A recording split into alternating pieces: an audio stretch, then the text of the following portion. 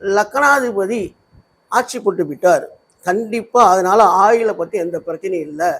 அவருக்கு ஆயில் சம்பந்தமான அச்சுறுத்தல் வரும். ஆயில் சம்பந்தமான பிரச்சனை வந்தால் கூட பனிப்போல் நீங்கிவிடும். காரணம் லக்னாதிபதி செவ்வாய் பகவான் லக்கணத்திலே ஆட்சி போட்டுருக்கார். ராசிக்கு அதிபதி அவர் தான். அந்த அடிப்படையில் நடக்கிற திசை செவ்வாய் மகா திசை. 2031 வரைக்கும் அவருக்கு ஒன்றும் பிரச்சனை வராது. அதுக்கப்புறம் பார்த்தீங்கன்னா ராகு மகா திசை ஆரம்பிக்குது இந்த ஜாதகப்படி. இவர் ஜாதகப்படி பார்த்தீங்கன்னா 5 கூடிய குரு 4 வக்கரமாயிட்டார். குடும்பஸ்தானாதிபதி வக்கரமானதால் குடும்பத்தை விட்டு விலகி இருக்காரு. 5ஆம் அதிபதி வக்கரமானது 5ல் ராகு இருக்கிறனால தான் அவர் குழந்தை பாக்கியம் கிடையாது.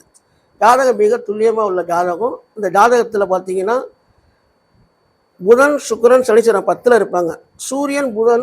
சூரியனும் கேது 11ல், புதன் வீட்டில் சூரியன் வீட்டில் புதனும் பரிவர்த்தனை.